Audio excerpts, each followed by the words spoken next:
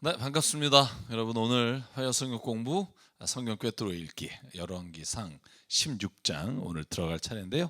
지난주 15장 어떻게 마무리됐는지 한번 확인하고 넘어가겠습니다. 지난주에 저희가 그 여로보암 그리고 그 아들 나답 이 두 사람의 악행에 대해서 성경이 뭐라고 이야기하는지 함께 나눠봤고요. 그래서 이 나답이 결국 2년의 짧은 통치를 하고 바하사에게 죽게 됩니다. 근데 이 바하사는 여러분 잘 아시겠지만 사실은 이제 반란인 거죠. 반란을 일으켜서 나답을 죽였는데 24년 동안 이스라엘을 통치하지만 이 바하사 왕 역시 하나님 보시기에 악만 행했다 이렇게 돼 있어요. 예를 들면 여로보암과 나답이 악을 행해서 만약에 정말로 개혁을 원했다면 하나님의 말씀을 따라갔겠죠. 그런데 사실은 이 바하사가 그들을 죽인 건 자기가 정권을 잡고 싶어져지 하나님의 뜻을 이루기 위해서가 아니라는 걸 명확히 알 수 있습니다. 그래서 이런 바사 통치를 성경은 뭐라고 말하냐고 하냐면 이 바사도 24년 동안 이 북이스라엘을 다스리는 동안 그는 하나님 보시기에 악한 일만 하였고 여로보암과 같은 길을 걸어갔다. 이렇게 성경이 기록했다 말씀드렸고요. 오늘 그럼 이제 16장에는 바하사의 집안이 어떻게 최후를 맞이하나 하는 거예요. 바하사가 24년을 다스렸지만 그 아들 엘가는 딱 2년을 통치합니다. 그런데 여러분 사셨던 곳이 디르샤라고 하는 곳이라고 말씀드렸어요. 디르샤. 여기가 수도 역할도 하고 여러 가지 했는데 바하사와 이 엘라가 이 디르샤에서 살았던 것으로 보이는데 엘라가 여기에서 살고 있는 동안 자고 있을 때 여러분 그 병거를 다스렸던 절반을 통치했던 시므리 장군이 갑자기 왕궁으로 쳐들어와서 엘라를 죽여버린 거예요. 정말 밑도 끝도 없어요. 이유도 없고 그냥 성경에 보면 9절에 그렇게 돼 있죠. 엘라의 신하이며 병거 부대의 절반을 지휘하던 시므리 장군이 엘라에게 반기를 들어서 국내 대신의 집에서 술을 마시고 취해 있는 엘라를 쳐 죽였다. 그리고는 왕이 되는 거예요. 네. 여러분 저는 그래서 그냥 이렇게 시므리가 엘라를 죽이게 되면서 왕권을 잡는데 여러분 요 다음에 보면 딱 일주일이에요. 네. 바사 집안을 다 쳐 죽이고 자기가 왕이 돼서 며칠을 다스리느냐? 7일이에요. 왜냐하면 이 반란의 소식을 듣고 그때 바로 요 다음 구절에 보면 오므리라고 하는 사람을 그 전 군사령관인 오므리를 사람들이 왕으로 추앙합니다.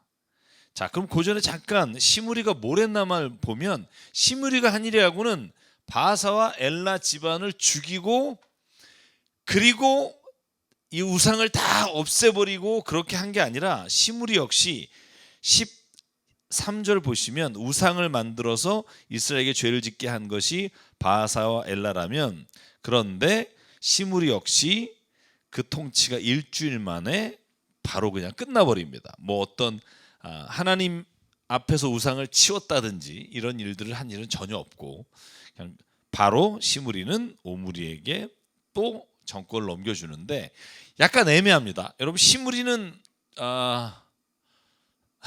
오므리가 죽였을까요? 아니면 자살했을까요? 질문입니다.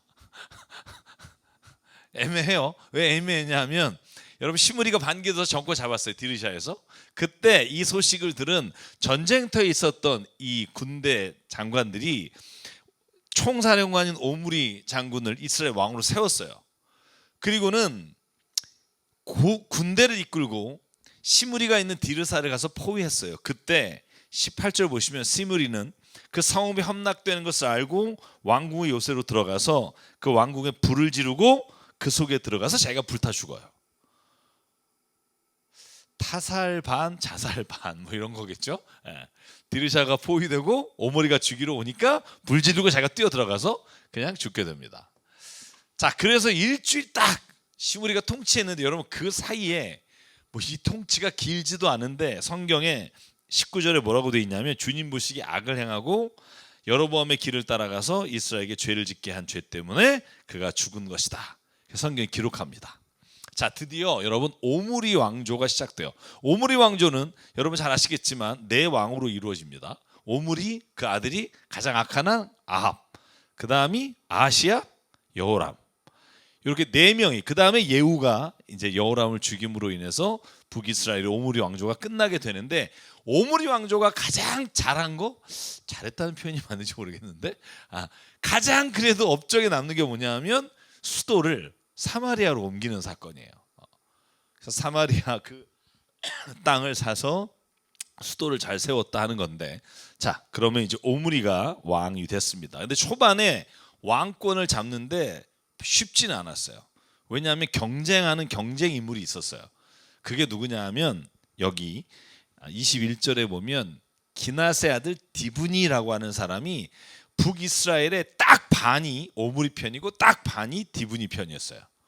그래서 편이 나눠져서 싸우게 됐는데, 자, 22절에 보니까 오므리를 따르는 백성이 기낫의 아들 디브니를 따르는 백성보다 강하여서 디브니는 살해되고 오므리가 왕이 돼요. 자, 21절에 보면 딱 절반이 디브니를 따랐는데 결국은 오므리 쪽이 더 강해서 오므리 왕조가 시작이 됩니다. 자, 보실래요? 이때가 언제냐면 남쪽 유다는 아사 왕 제 31년에 오므리는 이스라엘의 왕이 됐고 12해를 다스렸다 이렇게 되어 있습니다. 아사는 몇 년 통치하죠? 41년이에요. 굉장히 긴 시간. 그래서 아사가 이 오므리와 아합에 겹쳐 있어요.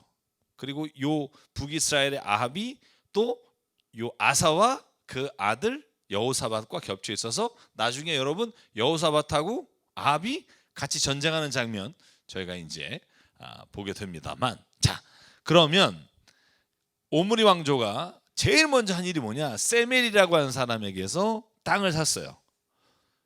은 2달란트의 땅을 샀고 그 곳을 개간한 게 세멜의 이름을 따서 사마리아라고 이름을 붙였다라고 되어 있습니다.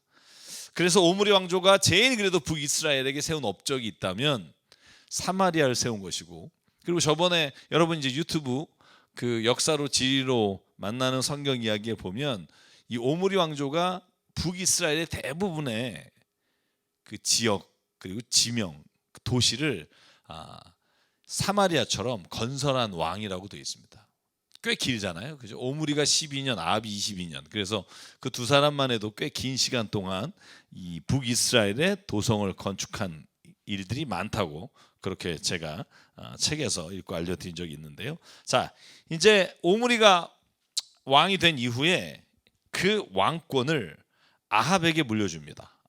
그때도 역시 아사왕, 남유다에는 아사왕 38년에 아합이 이스라엘의 왕이 됐다 이렇게 되어 있습니다. 자, 그러면 22년 동안 아합이 다스리면서 아합이 행한 것도 악한 일밖에 없어요. 자, 아합은 그 이전의 왕들보다 더 심하게 주님 보시기에 악한 일을 했다. 그는 느밧의 아들 여로보암의 죄를 따라가는 정도가 아니라 오히려 그를 앞질렀다. 가장 나쁜 일이 뭐예요? 시돈 왕 딸인 이세벨을 아내로 맞아요. 그래서 여러분 가장 악한 왕과 그 다음에 왕후의 이름을 대라 그러면 아합과 이세벨이에요. 자, 그래서 17장부터 19장 뭐 22장까지 연결됩니다만 19장까지가 엘리야가 이 아합과 이세벨과 대항해서 여호와 하나님과 또 바알과 아세라 신상을 섬기는 사람들과 대립하는 장면들이 나옵니다만, 어쨌든 이 일을 통해서 북이스라엘은 완전히 타락의 길을 걸어가게 됩니다. 자, 바알 섬기는 제단을 세웠다. 이 아합이 한 일이죠. 두 번째, 아세라 목상을 만들었다. 여러분 항상 아세라는 목상으로 나와요. 그러니까 예를 들면 바알의 제단이 있잖아요. 바알의 제단 옆에 세우는 게 아세라 목상이에요. 그래서 제가 한번 사진을 보여드리면 이 바알은요 오른쪽에 창을 들고 왼쪽에 번개를 들고 있다 이렇게 돼 있잖아요. 그래서 사실은 이게 고대 근동의 엘이라고 하는 그 신, 그래서 엘로힘 할 때 우리가 보통 성경에서도 일반 명사 하나님 할 때 쓰는 단어잖아요. 엘이라고 하는 신과 그 다음에 그 아내가 아세라로 돼 있어요. 그래서 사실은 이게 여러 가지 문헌에 따라 조금씩 다릅니다. 바알의 부인이라고도 돼 있고. 그래서 어쨌든 요약하면 이런 거예요. 아세라는 다산 풍요를 의미합니다. 특히 여성신이고요. 바알은 남성신이라는 걸 알 수 있어요. 그래서 바알과 아세라 그러면 가장 강력한 가나안 지역의 우상, 그 지역이 섬기던 신 이렇게 이해하시면 되는데, 그걸 아합이 어떻게 했냐면 가장 왕성하게 했다는 거예요. 제단도 세우고 아세라 목상도 세우고. 그래서 여러분 종교개혁을 할 때마다 남쪽에서도 여러분 요시야가 할 때 이 아세라 상은요 불태워버려요. 빠버려요. 그래서 그런 걸 이렇게 목상이라는 걸 알 수 있게 됩니다. 자, 그래서 열왕기상 16장 어떻게 끝나느냐? 이 아합 시대에 히멜이라고 하는 사람이 여리고성을 다시 건축합니다. 여러분 이게 왜 성경에서 좋은 이야기로 안 나오냐 하면, 히멜이라는 사람이 그걸 히엘이라는 사람이 만들고 맏아들과 막내 아들이 죽어요. 아니 도시 잘 건설하고 왜 죽을까? 근데 여호수아 6장 26절에 보면 여호수아가 여리고를 함락할 때 그때 이렇게 말을 해요. 제가 여기다가 그대로 인용했습니다. 성벽 기초를 놓는 자는 맏아들을 잃을 것이요 성문을 닫는 자는 막내 아들을 잃을 것이다. 다시 말하면 이 여리고성을 이스라엘이 점령하고, 여리고성이 여러분 다 아시다시피 그 강력한 성이잖아요. 그걸 이스라엘 사람들이 일주일 동안 돌고 무너뜨린 다음에 그 다음에 여호수아가 한 말이에요. 이 성을 다시는 재건하지 마라. 만약에 이 성을 재건하는 자는 맏아들이 죽고 막내 아들을 잃을 것이다. 그래서 히엘이 건축하고 여호수아 6장 26절의 말씀이 이루어졌다라는 의미에서 이 말을 기록하고 있습니다. 자, 여러분 저에게 묻지 마세요. 왜 여기를 이렇게 다시 하면 죽겠느냐? 그냥 그 여리고 자체를 그 당시에 이스라엘이 점령하면서 다시는 이곳에 하나님이 약속하신 백성이 이곳에 아마 들어오는 입구에서 너무나 큰 힘들었던 아마 기억이 있지 않나, 이런 생각도 들고요. 어쨌든 이 약속이 예언이 이루어집니다. 자, 그리고 이제 17장에 넘어가면, 자, 아합 왕과 엘리야의 이야기가 나옵니다. 여기서부터 이제 17, 18, 19 세 장에 걸쳐서 이 이야기가 나오는데, 여러분 너무나 잘 아는 말이고, 엘리야는 사실은 이 이야기가 그의 인생의 전부인 것 같아요. 나머지 뒤에는 엘리야가 승천할 때 엘리사와의 장면, 그것이 전부 다입니다만, 오늘 이 장면에서 엘리야가 제일 역사에 등장하는 게 뭐냐면, 주께서 엘리야를 불러서 아합 왕에게 가서 너가 아합 왕이 하나님 앞에 범죄했다는 것을 어떻게 드러내라, 그리고 그에게 이렇게 말해라 하는 장면들이 쭉 나오는데요. 자, 엘리야가 아합에게 가서 이렇게 말해요. 내가 섬기는 이스라엘의 하나님 살아계심을 두고 맹세하는데 내가 다시 입을 열 때까지 비는커녕 이슬 한 방울도 안 내리겠다. 그래서 무려 3년 동안 이스라엘이 기근이 됩니다. 근데 여러분 그거 아세요? 예언자가 기근이 들 거다 이렇게 예언하고, 예언자는 물 따로 먹으면 얼마나 좋아. 그죠? 그 땅에 기근 내려서 다 정말 목마를 때 엘리야는 따로 물을 좀 하나님 주셔서 이게 좀 샘이 솟는다거나, 그래서 물을 좀 따로 먹으면 예언할 때, 예언하는 사람은 좀 안 힘들 거 아니에요. 근데 오늘 보면 개고생은 엘리야가 제일 많이 해요. 자기가 예언하고 물이 없어서 계속 돌아다니고 먹을 게 없어서 돌아다니는 게 누구냐? 엘리야예요. 그러니까 여러분 뭘 알 수 있어요? 예언자는 예언하면서 자기가 그 민족의 고통과 고난에서는 싹 빠지는 게 아니라, 자기가 고난과 고통을 예언해도 그 예언한 그 고난을 당하는 게 예언자예요. 그걸 알면서도 예언하는 거예요. 여러분 그게 모든 예언서에 다 나와요. 여러분 아모스도 그렇고 여러분 이사야도 그렇고, 자기가 예언한 대로 이루어질 때 자기는 고통을 안 당하는 게 아니라 똑같이 포로로 끌려가고, 똑같이 예루살렘 성전이 무너지면 그 고난을 당하고, 엘리야가 아까 모든 예언자가 같은 고난을 당한다는 거예요. 여러분 이게 저는 중요하다고 생각해요. 예를 들면 자기는 배신해서 다른 데서 호의호식하면서 예언하는 게 아니라, 민족의 고난과 아픔을 자기도 겪지만 그러나 그 민족이 하나님 앞에 돌아오기를 바라는 마음에서 그 예언의 고통과 고난을 감수하는 거, 이게 예언자가, 신실한 예언자가 가지고 있는 모습들이라는 거죠. 자, 오늘 엘리야도 마찬가지예요. 이렇게 얘기했어요. 내가 다시 입을 열 때까지 비가 아니라 이슬도 안 내릴 거다. 여러분 그리고는 도망가요. 되게 재밌죠. 그리고는 아합과 싸우는 게 아니라 도망가요. 그래서 주님이 야 너 이제 큰일 났다. 너 아합한테 잡히면 죽는다. 동쪽으로 도망가라. 그래서 도망가요. 도망가는 게 어디냐? 그릿시냇가란 말이죠. 거기 그릿시냇가 요단강 줄기에 시냇가에서 이제 물을 먹었어요. 근데 그 물이 또 다 말라버려요. 먹을 게 없어요. 까마귀를 통해서 하나님이 먹을 걸 주셨는데 그러면 뭐예요? 물이 없는데. 그죠? 그래서 이번에 다음 지도 한번 보고 갈까요? 자, 그릿시냇가예요. 한 번 더 다시 볼게요. 그릿시냇가는 이스라엘 지역 사마리아에서 오른쪽 동편이에요. 자, 그다음에 요 다음에 보고 다시 볼게요. 자, 그런데 까마귀가 빵하고 고기를 주면 뭐예요? 물이 없는데. 그러니까 그릿시냇가에서 비가 내리지 않아서 시냇물이 말라버려요. 황당하죠, 그죠? 이 예언자 정도는 하나님이 여기 물이 솔솔솔솔솔 넘치게 해서 좀 물 먹게 해주면, 그죠? 예언하는 것도 좀 신나지 않겠어요? 자기는 좀 고생 안 하고. 근데 그래서 어디까지 가느냐? 제가 그걸 보여드리려고 아까 지도를 보여드린 거예요. 무려 시돈 지역까지 가요. 북쪽의 갈릴리 위쪽으로. 그래서 요 그릿시네가에서 사르밧까지 올라가요. 저희가 사르밧이 정확히 어디다 하는 건 사실 모르지만, 추정하지 못하지만 시돈 지역이라는 건 알기 때문에 이쪽까지 올라가요. 여러분 정말 어렵게 고생하는 거죠. 그러니까 엘리야가 자기가 예언하고 그리고는 물이 떨어져서 이 사르밧까지 가게 돼요. 주님이 이제 그곳으로 가라고 했어요. 이유가 있었겠죠. 그곳에서 한 과부를 만날 건데 너에게 먹을 것을 주게 하겠다. 그래서 엘리야가 사르밧에 가서 한 과부를 만납니다. 맨 처음에 물을 달라 그래요.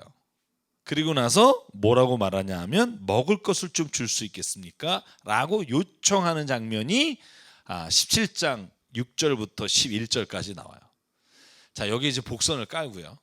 그 다음에 이 사르밧 과부와 엘리야 사이에서 일어나는 일들이 여러분 신앙적으로 우리에게 굉장히 시사하는 게 많습니다. 자, 먹을 것을 달라 그랬어요. 그런데 지금 어떤 상황이냐 하면 사르밧 과부가 저 이거 읽으면 눈물 나요. 자, 여인이 이렇게 12절에 말합니다. 어른께서 섬기는 주 하나님께 살아계심을 두고 맹세합니다.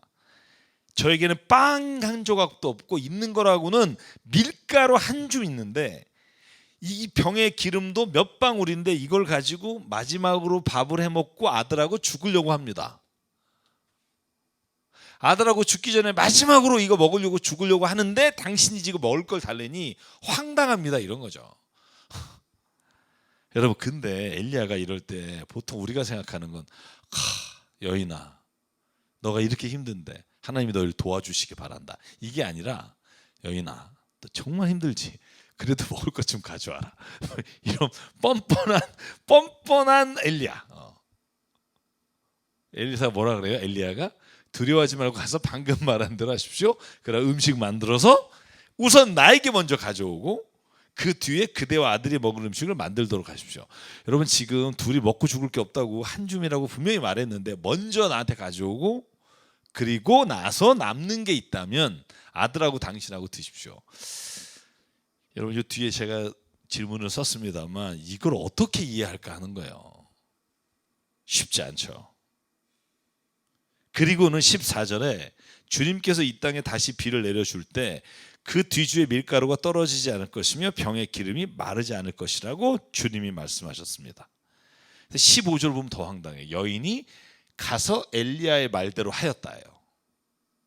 먹고 죽을 것밖에 없는데 엘리야의 말대로 음식을 차려서 엘리야에게 제일 먼저 갖다 줘요. 그리고는 16절 뒤주에 밀가루가 떨어지지 않고 병의 기름도 마르지 않았다. 이건 뒤에 일어난 일이에요. 이걸 보고 먹을 걸 준 게 아니에요. 이 장면을 보고 한 세 가지만 생각해 볼까요? 첫째는요. 엘리야가 살림이 그렇게 어려운 사부와 과부에게 먹을 걸 달라고 요구한 거 이 너무 무리한 요구가 아닌가 하는 거예요. 제가 볼 때는 만약에 목사님이 어디 신방 가서 식사를 점심시간인데 아니 왜 식사가 없냐고 그랬더니 지금 먹고 죽을 것밖에 없다 그러는데 그래도 목사한테 먼저 대접해야지. 여러분 그래서 상을 한 상 차려오게 하는 거 이 얘기를 하는 거라고 생각하세요? 제가 여기에 오늘날도 선지자와 같이 목회자에게 순종하라는 의미일까? 제가 같은 질문을 던졌는데 과연 이게 그런 얘기를 오늘 하나님 우리에게 하시려고 목회자 잘 섬기며 복 받는다, 이게 이런 이야기를 하려고 주시는 걸까 하는 거예요. 여러분 어떻게 생각하세요? 목사님 어떻게 생각하세요? 답이 없는 거니까 이게 뭘 깨달으라고 이걸 해놓은 걸까요? 그런데다가 한술 더 뜨는 게 요 다음 장면이 뭐예요? 아들이 죽어요. 이거 뭐 예를 들면 뭐 예서 뭐 착할 듣고 뭐 먹을 게 끊이지 않았고 뭐 근데 물론 이제 그 일 역시도 해피엔딩이 됩니다만 여기서 중요한 거 한 가지가 있어요. 뒤에까지 읽어보면 명확하게 나오는 게 있는데 그게 뭐냐면 결코 하나님이 엘리야를 위해서 사르밧 과부에게 먹을 것을 하라는 게 아니에요. 그걸 어떻게 하냐 하면 아들이 죽고 살아나는 장면의 마지막 대목이 어떻게 돼 있냐면 엘리야가 갈멜산에서도 똑같은 단어를 반복해요. 하나님이 하나님 되심, 하나님이심을 드러내 주십시오라는 거예요. 그러니까 여러분 이건 목회자에게 잘해라 이런 말이 아니라 이 사르밧 과부가 이 모든 경험들을 통해서 하나님을 알게 되기를 바라는 거죠. 여러분 그래서 이 사르밧 과부 행동에서 가장 중요한 것이 여기서 빨간색으로 친 건데 엘리야의 말대로 하였다가 이게 목사 말대로 했다 아니면 목회자가 시키는 대로 하니까 잘 됐다라는 개념이 아니라 그가 삶의 우선순위를 어디에다 두느냐에 대해서 하나님께서 보신다는 걸 말해요. 그러니까 엘리야를 먹였다에 초점이 있지 않아요. 하나님이 오늘 엘리야를 통해서 너가 이 힘든 상황 가운데도 누구를 의지하는지 보자라는 게 이따가 아들 죽는 장면에도 똑같이 반복돼요. 여러분 아들 죽는 거 살아나는 게 엘리야하고 상관없잖아요. 그러니까 뭘 보게 하시는 거냐 하면 하나님이 이 사르밧 과부가 진짜 하나님을 믿는 자로 세워주시기 위해서 오늘 이와 같은 과정을 지나가신다는 걸 볼 수 있습니다. 자, 한번 제가 뒤에까지 한번 보고 더 한번 이해를 해볼게요. 자, 17장에 보면 이런 일이 있은 뒤에 17절을 보면 이 집 여주인의 아들이 병들었어요. 그리고 죽었어요. The end of story예요. 더 이상 이야기가 없어. 끝났어. 그러니까 제일 먼저 떠오르는 게 뭐예요? 과부가 원망하겠죠. 누구를? 엘리야를. 여러분 그런데 여러분 이 원망할 때 이 이스라엘 사람들 성경에 보면 이런 말 꼭 나오는 거 아세요? 아, 당신 때문에 죽었다. 꼭 그렇게 말하지 않아요. 저의 죄를 기억나게 하시고. 여러분 이게 자기가 마땅히 당해야 될 어려움과 고통을 이 자식이 죽거나 어려운 일이 일어났을 때 알게 된다는 거예요. 저는 이게 여러분 중요하다고 봐요. 여러분 생각지도 않은 고난과 어려움이 올 때 제일 먼저 떠오르는 게 뭐예요? 내가 뭐 잘못한 게 있어서 이런 일이 일어났나라는 게 떠올라요. 조심하십시오. 내가 그 잘못한 일이 있어서 이런 일이 일어났다는 인과관계를 얘기하는 게 아니에요. 자, 어떤 안 좋은 일이 일어나요. 그럼 뭐가 생각나요? 아, 내가 진짜 죄 지은 게 떠올라요. 왜? 혹시 이것 때문에 이런 게 아닌가? 여러분 그때 조심하셔야 돼요. 그 일로 인해 이 일이 일어났다고 단정 지을 수 있는 그건 하나도 없어요. 여러분 이 과부가 자기의 죄가 기억났어요. 왜? 아들이 죽었으니까.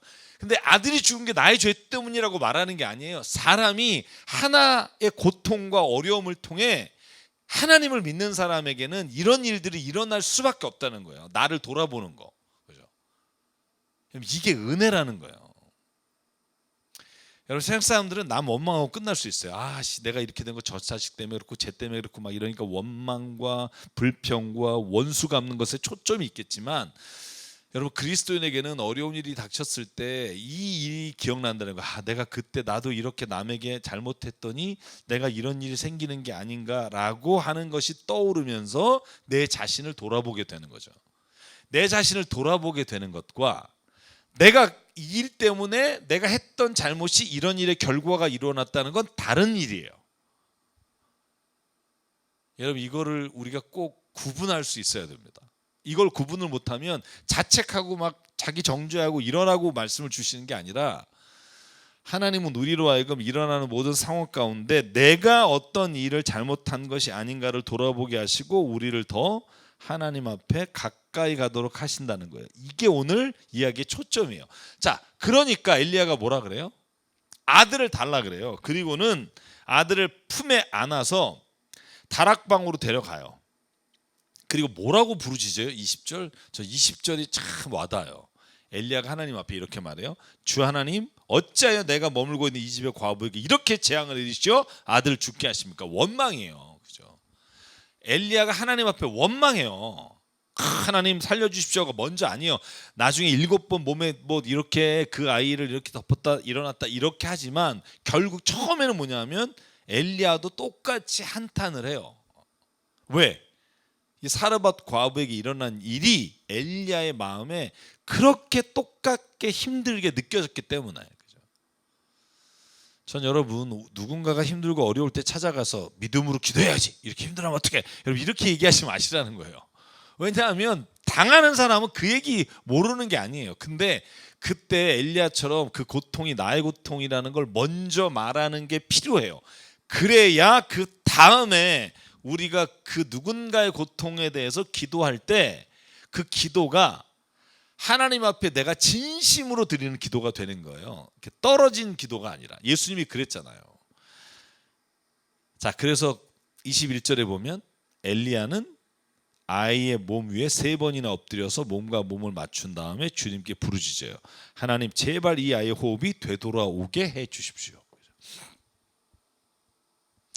엘리야의 부르짖는 소리를 듣고 주님이 그 아이의 호흡이 되돌아오게 해주셨고 그 아이가 살아났다 이거예요. 자, 뭘 알 수 있어요? 엘리야는 야 내가 고칠게 라고 말하지 않아요. 하나님 제발 이 아이의 호흡이 좀 돌아오게 해주십시오. 이 말은 무슨 말이냐 하면 호흡이 돌아올지 안 돌아올지는 엘리야는 사실은 몰라요. 여러분 이 뒤에 나오는 장면 기억하시죠? 18장에 갈멜산에서 850명의 바알과 아세라 선지자와 이 엘리야가 불이 내려달라고 기도할 때 똑같이 기도해요. 거기에서 명확한 기도라는 게 뭔지에 대해서 이게 드러내는 장면이 나와요. 그런데 여기에 우리가 알 수 있는 팁이 뭐냐 하면 엘리야는 항상 그랬다는 거예요. 이 일이 일어날 줄 믿었지 그 일이 일어나는지 아는지를 알진 않았다는 거예요. 여러분 이게 둘이 달라요. 내가 믿는 것과 아는 거의 차이를 여러분 내가 말씀드린 적 있죠. 밖에 비가 와요. 근데 비가 오는데 나는 비가 지금 오고 있는 걸 믿습니다. 이러면 정신병자예요. 내가 밖에 비가 온다는 걸 그냥 아는 건데, 그죠? 이건 아는 거예요. 근데 믿습니다는 내가 지금 알고 있는 것을 뛰어넘는 차원이기 때문에 여기에는 믿음이라는 단어가 필요해요. 엘리야는 결과는 몰라요. 그런데 믿음으로 그것이 이루어진 것처럼 그가 이미 하나님의 말씀이 이루어졌다는 확신을 가지고 나가요. 여러분 그러니까 열왕기상 19장에 엘리야가 무너지는 거예요. 만약에 알고 구했다면 무너지지 않아요. 왜냐하면 또 아니까. 근데 여러분 갈멜산에서 그렇게 다 하나님이 정말로 바알과 아세라 신을 섬기는 선지자 이기게 하셨는데 또 이세벨이 엘리야 너 죽일 거다 이러니까 무너지는 거예요. 왜? 이제 믿음이라는 게 보이지 않는 것이 실상이요 바라는 것들의 증거다라고 돼 있지만 이게 또다시 벽에 부딪히면 힘이 없어지는 거죠. 여러분 이런 장면들이 오히려 우리에게는요 은혜가 돼요. 왜냐하면 엘리야와 같은 사람도 모세와 같은 사람도 바울과 같은 사람도 때로는 이 믿음의 길에서 무너졌을 때가 있다는 걸 알기 때문이에요. 자, 제가 오늘 말하는 핵심이 23절, 24절입니다. 이 두 구절을 읽으면 지금 앞에서 일어났던 일들에 대한 것들을 우리가 이 믿음의 차원에서 이해할 수 있어요. 자, 23절 엘리야는 그 아이를 안고 다락에서 내려와서 아이를 돌려주면서 말합니다. 보시오 아들이 살아났습니다. 그 여인이 엘리야에게 말합니다. 이제야 저는 어른이 바로 하나님의 사람이시라는 것과 어른이 하시는 말씀은 참으로 주님의 말씀이시라는 것을 알았습니다. 자, 그러면 뭘 할 수 있어요? 사르밧 과부는 이 이전까지는 엘리야가 진짜 하나님이 보낸 사람인지 하나님이 말씀하신 건지 아리까리한 거예요. 그런 고백이에요. 나 잘 확신이 없었다. 근데 이제 아들이 사는 걸 보니까 반드시 이게 당신이 말한 게 하나님의 말씀이구나. 그러면 뭐예요? 하나님의 말씀인 줄을 확신이 없으면서도 말에 순종했다는 거예요. 여러분, 그러니까 하나님이 결국은 아들이 살아나는 걸 통해 하나님이 살아계시다라는 걸 간증하게 되는데, 저는 여기에 덧붙여서 사르밧 과부만이 간증하는 게 아니라 엘리야도 간증하게 되는 거죠. 엘리야도 이 일을 통해서 아들이 살아나는 걸 통해 자기가 믿고 있는 하나님에 대해서 더 확신을 가지고 가게 되는 거예요. 여러분, 그래서 기도하는 사람을 통해서 주시는 기적은요, 기도하는 사람은 당연히 일어날 거에 일어났다고 생각하는 게 아니라 기도하는 사람도 하나님이 하신 일에 놀라고 간증이 되고, 기도를 받는 사람과 함께 기도한 사람도 그 일이 일어나는 것을 가지고 간증이 되는 거죠. 그래서 우리가 함께 서로를 위해 중보하며 기도하는 게 필요해요. 그 중보하며 기도할 때 내가 그분을 위해서 기도할 때 일어나면 내가 또 하나님이 살아계시구나, 그분의 말씀이 진리구나 하는 걸 깨닫게 되니까. 그래서 여러분, 오늘 이 본문의 말씀을 같이 읽으면서 저는 이 엘리야를 통해서 저는 사르밧 과부가 하나님을 만나게 되고 하나님을 체험하게 되고, 더불어 엘리야도 하나님의 살아계심을 체험하고 만나게 되는 거. 그래서 여러분, 엘리야만 특별한 사람이고 다른 사람은 굉장히 엘리야의 지시를 듣는 사람이 아니라, 성경 안에서는 먼저 믿는 자가 나중에 믿는 자를 위해서 하나님께서 보내주신 사람이긴 하지만, 예수님 말씀대로 나중된 자가 먼저 될 수 있는 게 믿음이라는 거예요. 언제든지 먼저 믿었다고 해서 그 믿음이 더 좋아진다고 볼 수는 없어요. 성경에 보면 그런 예가 너무나 많잖아요. 먼저 믿은 자가 타락하는 경우가. 자, 오늘 이래서 열왕기상 17장이 끝납니다.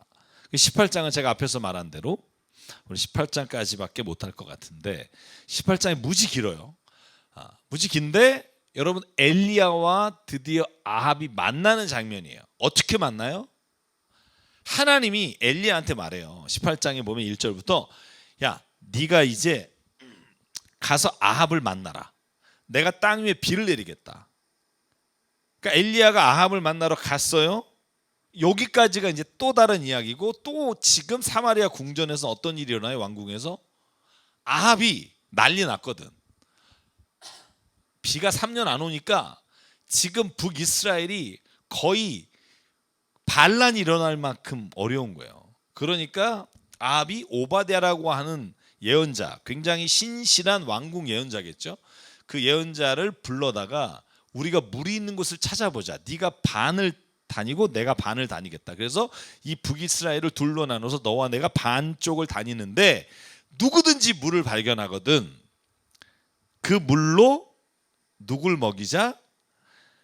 말과 나귀를 물을 먹이자. 짐승이 죽는 걸 이대로 보고 있을 수 없다 하는 거예요.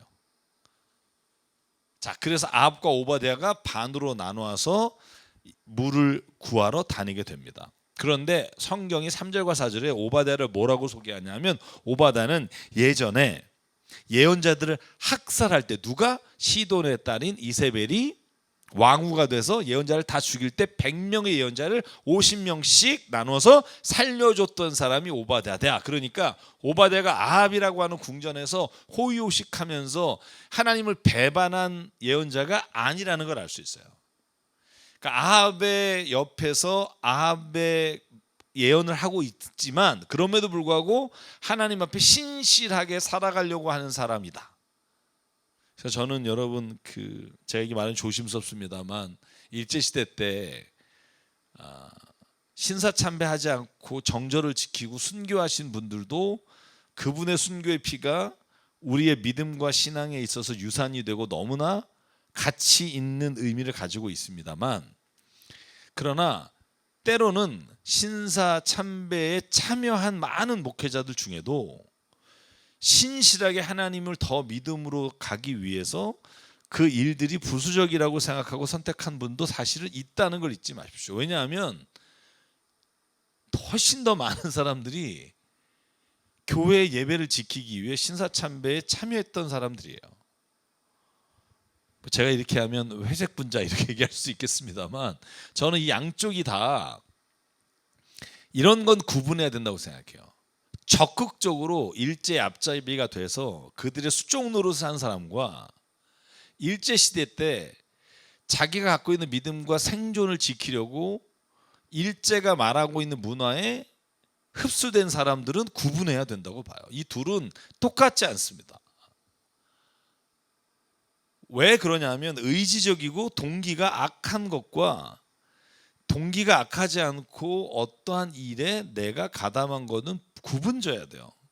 그래서 여러분 독일 나치가 그 2차 세계대전 이후에 재판을 할 때 가장 중요하게 본 건 적극적으로 동참했느냐지 그 밑에서 명령을 따른 사람은 아니란 말이죠. 그러면 다 죽어야 돼요. 그래서 저는 성경에서 오늘 볼 때 전 비슷하다고 생각해요. 오바댜가 악한 선지자다라고 말할 수. 왜냐하면 아합의 궁전에서 아합과 함께 땅에 물을 찾으러 돌아다닌 사람인데, 그런데 이 오바댜가 엘리야를 만났을 때 장면을 보면, 그 이야기를 바탕으로 보면 오바댜는 하나님 앞에 신실한 마음으로 아합 옆에 있었다는 걸 알 수가 있습니다. 자, 보시죠. 자, 이스라엘에 먹을 물을 찾기 위해, 특히 나귀와 말에게 먹을 물이 없어서 돌아다녀요. 그러다가 누굴 만나요? 7절, 오바댜가 가는 길에 엘리야를 만나요. 엘리야가 뭐라 그래요? 나 아합에게 좀 데려가라. 나 엘리야가 여기 있다고 말해라. 그러니까 오바댜가 뭐라 그래요? 엘리야 선지자야, 나를 죽이려고 합니까? 막 수천 명이 당신 잡으러 다니다가 못 찾았는데, 내가 만약에 당신을 봤다, 엘리야가 당신 아합 왕을 만나기 원합니다, 이렇게 말했을 때 요 다음 장면에 뭐라고 나와요? 하나님이 반드시 당신을 살리려고 들어갈 텐데 그럼 나는 뭐가 되냐? 나는 진짜 아합 왕이 죽일 거다. 너 지금 헛소리하고 다닌다고. 자, 그걸 좀 정리하면, 자, 차분차분 보면 이렇게 돼 있어요. 자, 인사를 해요. 엘리야를 알아보고. 알아봤다는 말은 뭐예요? 오바댜는 엘리야를 존경했다는 거죠. 엘리야 어른 아닙니까? 그러니까 8절 엘리야가 말해요. 엘리야가 여기 있다고 그대의 상전 아합에게 말하십시오. 오바댜가 두려워하여 말합니다. 제가 무슨 죄를 지었길래 저를 아합의 손에 넘겨주려고 합니까? 예언자께서 섬기신 주 하나님께서 살아계심을 두고 맹세합니다. 제 상전은 어른을 찾으려고 모든 나라 모든 왕국의 사람을 풀어놓았고 그들이 돌아와서 엘리야가 없다고 보고했는데, 그 상전은 그 나라와 왕국에게 어른이 정말 찾지 못하였다라고 이제 맹세하게 했는데, 이제 가서 내가 당신을 봤다라고 그러면 어떻게 됩니까? 그러니까 11절에 뭐라고 그래요? 자, 12절에 오바댜가 말하는 것 마무리 짓게요. 제가 어른을 떠나가면 주님의 영이 곧 어른을 제가 알지 못하는 곳으로 데려가실 것 아닙니까? 오바댜 하나님을 믿는 사람이에요. 당신을 살리려고 그렇게 할 텐데 아합에게 말하였다가 그가 와서 어른을 찾지 못하면 반드시 저를 죽일 겁니다. 두려운 게 뭐예요? 하나님이 두려운 거예요. 왜냐하면 하나님이 엘리야를 살리실 걸 아니까. 그때 엘리야가 뭐라고 확답을 해요? 자, 확답을 받기 전에 오바댜의 믿음이 어떤 상태인지를 말하는 게 12절과 13절이에요. 자, 후반절에 이렇게 돼 있죠. 어른의 종인 저는 어릴 때부터 주님을 경외하며 살았습니다. 이세벨이 주님의 예언자들을 학살할 때 제가 한 일과 100명을 살린 거죠. 제가 주님의 예언자 100명을 50명씩 동굴에 감추고 그들에게 먹을 것과 마실 것을 대준 일을 어른께서는 듣지 못하셨습니까? 그런데 지금 어른께서는 저더러 가서 제 상전에게 어른께서 여기 계시다 말하라는 겁니까? 그러면 제 상전은 반드시 저를 죽일 겁니다. 그러자 엘리야가 말합니다. 내가 섬기는 만군의 주님께서 살아계심을 두고 맹세하여 나는 오늘 꼭 아합을 만날 거다. 다시 말하면 나는 도망가지 않을 거다. 하나님이 만나라고 한 거니까 하나님이 나를 대피시키지 않을 거다. 자, 그렇게 돼서 오바댜가 아합에게 엘리야가 있다는 사실을 알리게 되고 17절에 만나게 돼요. 자, 여기가 재밌죠. 이 장면이 재밌는 장면이에요. 왜냐하면 둘이 딱 만났어요. 여러분, 원수가 외나무다리에서 만났어요. 왜냐하면 여러분, 아합한테 이 땅에 기근이 들 거다 그러고 도망갔잖아요. 3년 뒤에 만났단 말이에요 지금. 그러니까 아합의 첫 번째 말이 뭐예요? 네가 이스라엘을 괴롭히는 자다. 맞지? 이렇게 물어봐요. 그러니까 엘리야가 뭐라고 말해요? 똑같이 되받아쳐요. 내가 이스라엘을 괴롭히는 자라고? 내가 아니라 너와 네 아버지의 가문이 이스라엘을 괴롭히는 거다. 그죠? 임금님께서 주님의 계병을 내버리고 바알을 섬겼다. 이제 사람을 보는 온 이스라엘의 갈멜산을 모아주십시오. 이게 이제 엘리야가 제안하는 장면이에요. 자, 그 전에 볼까요? 아합이 엘리야를 보는 시선과 엘리야가 아합을 보는 시선이 달라요. 아합은 엘리야가 나라를 어지럽히고 다닌다, 흉흉한 소문을 내고 다니니까 왕궁이 바람 잘 날이 없다, 이스라엘을 괴롭히는 자다라고 생각하고, 엘리야는 아합 왕이야말로 하나님의 뜻을 거역하고 이 땅에 우상으로 가득 채워서 이스라엘을 괴롭히는 거다. 여러분, 왜 이런 시각의 차이가 있을까요? 가치관의 차이죠. 신앙의 차이죠. 이게 정말 무섭다는 거예요. 여러분, 사람이 이 세상에 똑같이 살아가는 것 같지만 가치관과 내가 믿고 있는 게 뭐냐에 따라서 완전히 세상을 다르게 본다는 거죠. 공산주의자 혹은 자본주의나 민주주의를 따르는 사람들이 세상을 보는 시각이 달라요.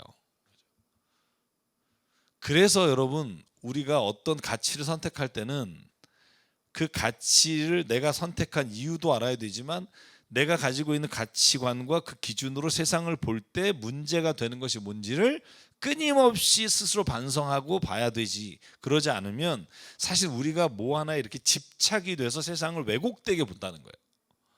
아합은요, 끝까지 아마 자기가 이런 줄 알고 있을 거예요. 죽는 날까지.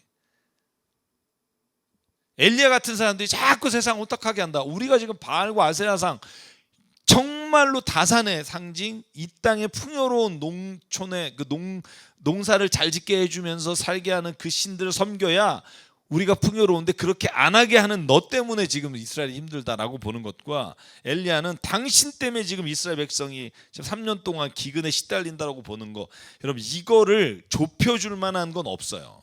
이건 어떤 것을 선택하느냐의 문제죠. 키에르케고르가 쓴 책 중에 이것이냐 저것이냐라는 책이 있어요. 그게 뭐냐면, 인생에서 많은 부분을 타협하고 우리가 맞춰갈 부분이 있지만, 그러나 정말 중요한 부분에서는 이것이냐 저것이냐 결단해야 되는 문제가 있다는 거예요. 그건 타협해서 우리가 중간에 찾아갈 문제가 아니라, 특별히 신앙의 문제에 있어서는 이것이다 라고 내가 결정했으면 그 길로 갈 것이냐 말 것이냐를 내가 인생에서 한 번은 결정을 해야 된다는 거죠. 여러분, 야합과 엘리야의 시선 차이가 결국은 하나님이 이스라엘을 멸망시키느냐 아니냐의 문제까지도 될 수 있다는 걸 기억해야 합니다. 자, 조금 더 가볼까요? 그래서 엘리야가 바알과 아세라 선지자 850명을 산에 모아달라고 했어요. 여러분 잘 아시겠죠? 이쪽에는 지금 바알과 아세라 상을 섬기는 선지자들이 제단을 쌌어요. 여기는 지금 엘리야가 제단을 쌌어요. 양쪽이 제단을 쌌습니다. 그리고 거기에 소를 올려놓고 번제를 들여놓고 불이 내리면 그 나무가 타서 번제를 드리게 되는 신이 진짜 신이다. 우리 한번 이쯤에서 결론 내자, 이런 거예요. 너 계속 애매하게 있지 말고 어느 신이 진짜 신인지. 여러분, 그래서 뭐라 그래요? 야, 니네가 사람 많으니까 먼저 해라. 이게 엘리야가 하는 얘기예요. 자, 이제 소 2마리를 가져오면 하나씩 올려놓고 불을 지피지 맙시다. 그리고 24절, 바알의 예언자들은 바알 신의 이름을 부르십시오. 나는 주님의 이름 야훼 이름을 부르겠습니다. 그때 불을 보내셔서 응답하는 신이 있으면 바로 그분이 하나님이시다. 그때는 정말 너네 딴소리 하지 말자. 그리고 25절, 엘리야가 바알 선지자에게 너네가 수가 많으니 먼저 시작하죠. 자, 그리고는 부르기 시작해요. 아침부터 12시 정오까지 바알의 이름을 계속 부르는데도 불이 내리지 않으니까 엘리야가 약 올리기 시작해요.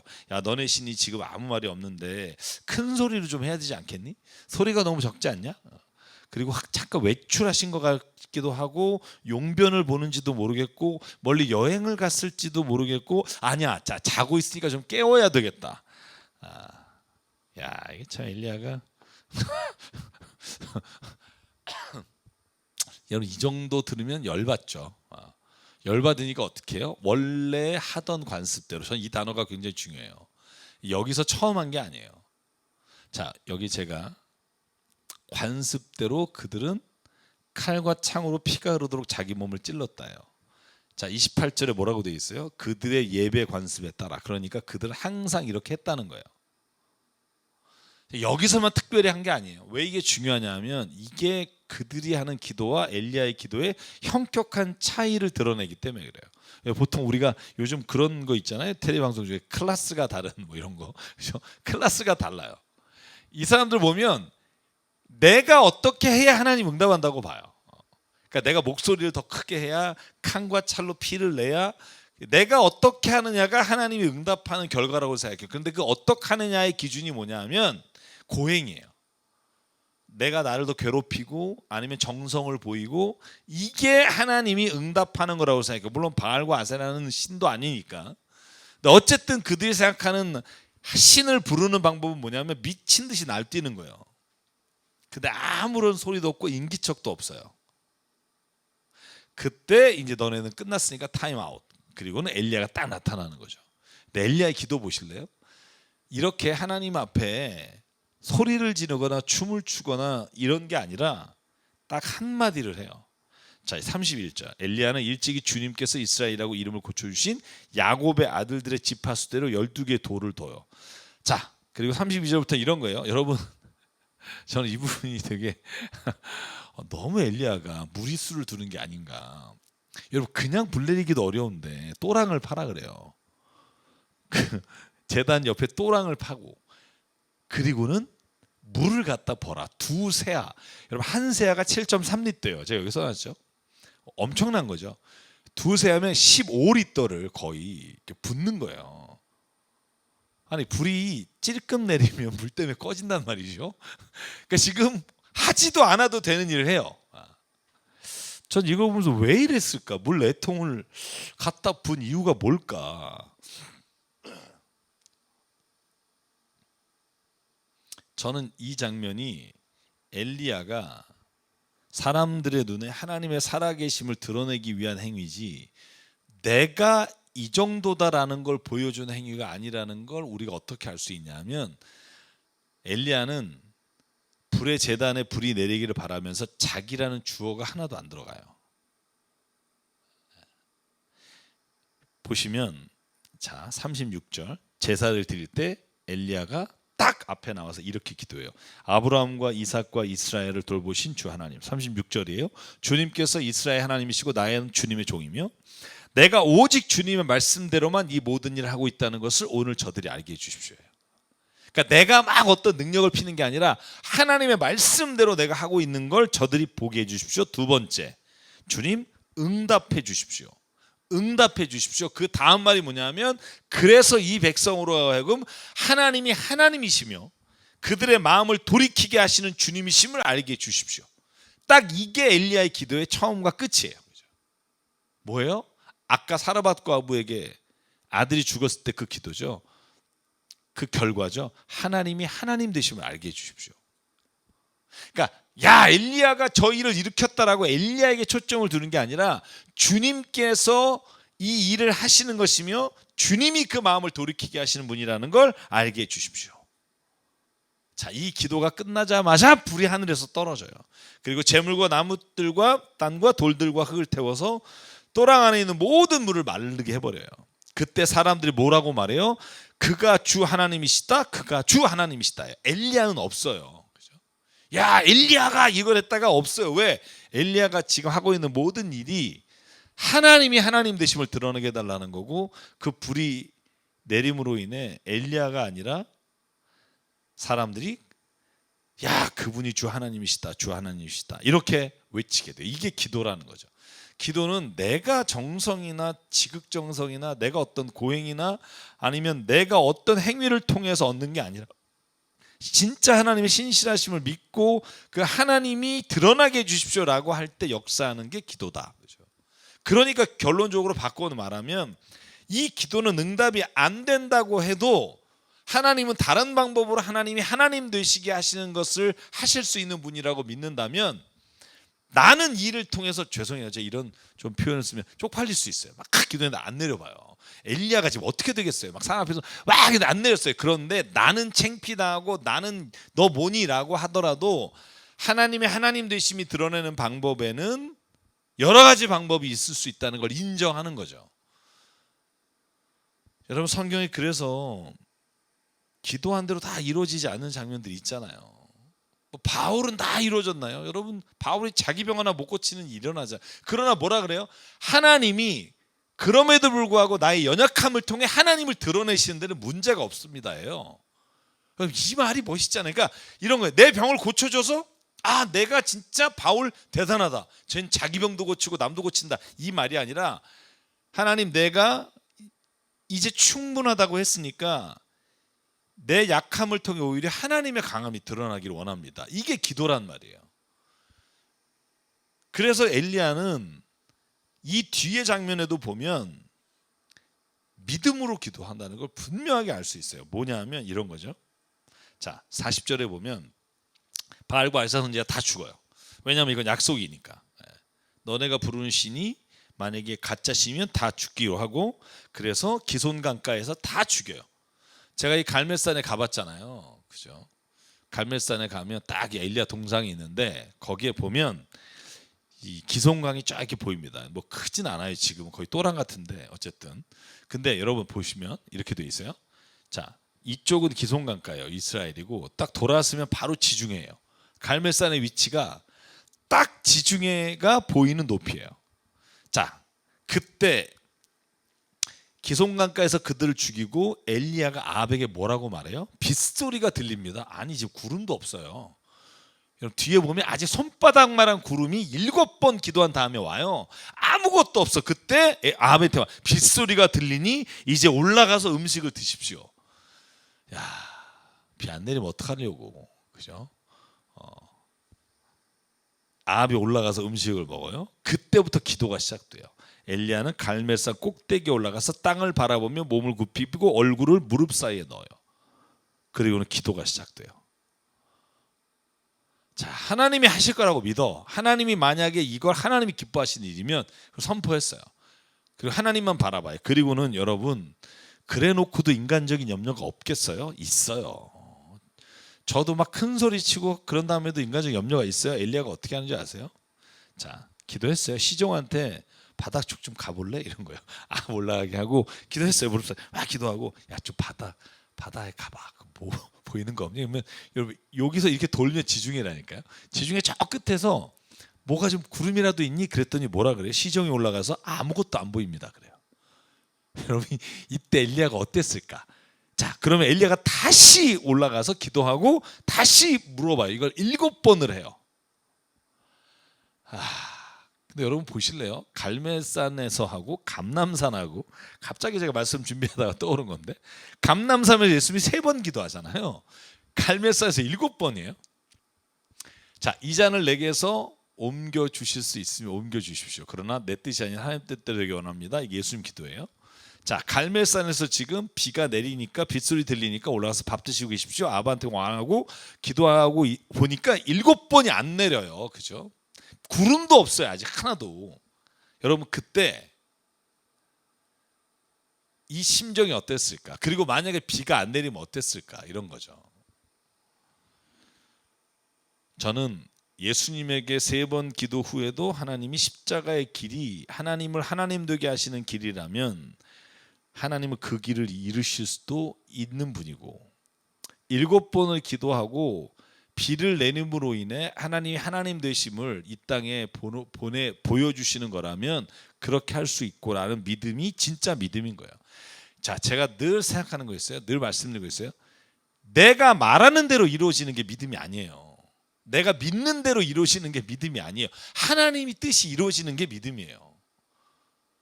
자, 우리가 이 둘을 갖고 자꾸 헷갈려요. 그죠? 내가 진짜 확신해. 이건 이루어질 거야. 라고 해서 이루어지는 게 하나님 뜻이 이루어지는 게 아니에요. 내 뜻이 이루어지는 거고. 진짜 중요한 건 하나님이 원하시고 하나님이 뜻하시는 일이 이루어질 때 내 뜻과 다를 수 있다는 거예요. 그걸 인정하는 게 기도예요. 자, 그리고 나서 손바닥만한 작은 구름이 보인다 그러죠. 그러면 이제 그 구름이 이렇게 쫙 오면서 빗구름이 되는 거예요. 비가 와요. 막 와요. 그래서 아합이 병거를 타고 내려가는데 엘리야는 걸어가고 뛰어가는데 아합을 앞질러요. 이건 제가 어느 주석서에 보니까 가능하대요. 왜냐하면 병거는 바퀴가 빠져서 못 가고 뛰어가는 게 빠르다 이렇게 나온 게 있던데, 어쨌든 뭐 그건 지나가는 얘기고. 자, 오늘 여기까지 말씀을 좀 볼게요. 19장은 좀 너무 길어서. 자, 오늘까지 말씀을 보면 오늘 엘리야의 이야기가 대부분입니다. 마지막 그 오므리 왕조와 아합 이야기와 이 엘리야 이야기가 섞여 있는데요. 저는 이 말씀을 보면서 그런 생각했어요. 하나님이 우리의 삶에서 진짜 원하시는 건 내가 노력함으로 인해, 내가 진짜 애씀으로 인해서 하나님의 뜻이 이루어질 거라고 생각하는 게 아니라 하나님이 정말 어떠한 것을 이루시기 원하시는 것을 내가 볼 수 있게 되는 기도가 정말 필요하다. 기도는 제가 또 한번 정리합니다. 내 뜻을 하나님께 알려서 그것이 이루어지게 하는 게 아니라, 기도란 내가 기도를 통해서 하나님의 뜻이 무엇인지를 깨닫게 되는 것이 기도의 가장 중요한 것이다. 물론 내가 기도하는 것을 하나님이 들으시고 응답하세요. 이 부분이 없다는 게 아니에요. 그런데 이 둘 중에 어느 게 중요할까? 저는 하나님의 뜻을 내가 깨닫는 게 훨씬 중요해요. 인생에 일어나는 많은 일들이 왜 이런 일이 일어났습니까? 이걸 하나님께서 내게 알려주시는 거, 그게 기도의 가장 큰 은혜고요. 그럼에도 불구하고 하나님은 엘리야의 기도에 오늘 응답하신 장면들이 정말 많잖아요. 그걸 통해서 하나님은 우리의 기도, 믿음의 사람들의 기도가 하나님의 뜻에 가장 가까운 기도가 된다는 걸 또 하나님 우리를 통해서 보여주십니다. 자, 그래서 오늘 엘리야 이야기를 전반부를 마칠게요. 이제 19장은 엘리야가 이제 죽여달라는 이야기로 또 전혀 다른 모습으로 나타나는 모습을 저희가 다음 시간에 한번 보겠습니다. 오늘 말씀 여기서 마치겠습니다. 우리 다음 주에 또 만나 뵐게요. 오늘도 행복한 한 주간 되십시오. 샬롬.